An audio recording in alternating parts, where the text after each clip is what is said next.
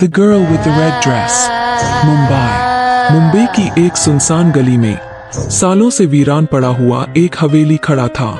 जर्जर छत के नीचे टूटी हुई खिड़कियां खुली आंखों की तरह घूर रही थीं।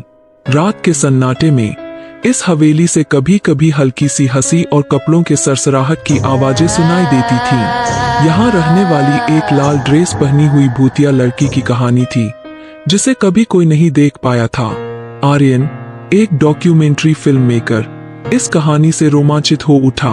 उसने हवेली के मालिक को मना लिया और एक रात वहां रहने की इजाजत ले ली। सूर्यास्त के बाद आर्यन अकेला हवेली के अंदर दाखिल हुआ। अंदर का माहौल और भी ज्यादा भयानक था। हर कोने से अंधेरा झांकता था और धूल की परतें जमी हुई थीं। आर्यन ने कैमरा सेट किया और टॉर्च जलाकर हवेली का निरीक्षण करने लगा। ऊपर जाने वाली टूटी हुई सीढ़ियां मानो उसे किसी रहस्य की तरफ बुला रही थीं। धीरे धीरे चढ़ते हुए वह एक बड़े से हॉल में पहुंचा। हॉल के बीचों बीच एक पुरानी पियानो रखी थी। अचानक हवा में हल्का सा कंपन हुआ और पियानो की एक कुंजी दब गई। एक उदास गीत की धुन कमरे में गूंजने लगी। आर्यन चौंक गया। उसने कैमरे को पियानो की तरफ घुमाया, लेकिन वहां कुछ नहीं था। कुछ ही देर बाद हवा में हल्की सी खुशबू फैल गई, गुलाब की खुशबू। तभी सामने दीवार पर टंगे एक पुराने शीशे में एक लाल रंग की आकृति दिखाई दी। एक पल के लिए आर्यन की सांसें थम गईं। लाल ड्रेस पहनी हुई एक खूबसूरत लड़की शीशे में खड़ी थी, लेकिन उसका चेहरा नहीं दिख रहा था। आर्यन ने कैमरा उठाया और फोटो लेने की कोशिश की, मगर फ्लैश काम नहीं कर रहा था। इससे पहले कि वह कुछ समझ पाता, शीशे से लाल ड्रेस गायब हो गई। खुशबू भी लुप्त हो चुकी थी। अचानक पीछे से किसी के कपड़ों के सरसराहट की आवाज आई।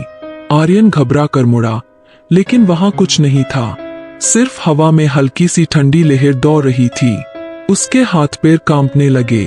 वह कैमरा लेकर हवेली से भाग निकलने ही वाला था कि सामने सीढ़ियों पर एक लाल रंग का दुपट्टा पड़ा हुआ दिखाई दिया। वह दुपट्टा बिल्कुल नया था, मानो अभी किसी ने पहना हो। उसने उसे उठा लिया और हवेली से बाहर भाग गया। सुबह होते ही आर्यन उस दुपट्टे को लेकर हवेली के मालिक के पास गया। मालिक को देखते ही दुपट्टा आर्यन के हाथ से छिटक कर फर्श पर गिर गया। मालिक का चेहरा सफेद पड़ गया। ये दुपट्टा मेरी बेटी का है, उसने कांपती आवाज में कहा। वह 10 साल पहले इसी हवेली में लाल ड्रेस पहनकर खेल रही थी, जब अचानक छत गिर गई और उसकी आवाज रुंध गई। आर्यन दंग रह गया। क्या वह भूतिया लड़की असल में हवेली मालिक की बेटी थी? लेकिन तब शीशे में चेहरा क्यों नहीं दिखा? उसने हवेली मालिक को बताया कि रात को उसे शीशे में लाल ड्रेस पहनी हुई एक लड़की दिखाई दी। मालिक की आंखों में आंसू आ गए।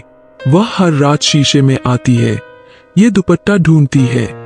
वो सोचती है कि शायद मैं उसे बचाने आ गया हूँ। आर्यन को सारी कहानी समझ में आ गई। हवेली मालिक अपनी बेटी की मौत का गम मना रहा था। हर रात वो अपनी बेटी के कपड़े पहनकर शीशे के सामने खड़ा होता और उम्मीद करता कि उसकी बेटी वापस आ जाएगी। उसने कैमरे का रिकॉर्डिंग बटन दबाया और हवेली मालिक से पूछा, तो आप ही वो लाल ड्रेस पहनने वाले थे? हवेली मालिक ने सिर झुका लिया। हाँ, शायद इसीलिए फ्लैश काम नहीं कर रहा था। आर्यन को अजीब सा लगा। हवेली में कोई भूत नहीं था, सिर्फ एक पिता का अपनी बेटी के लिए अथाह प्रेम था। उसने रिकॉर्डिंग बंद कर दी।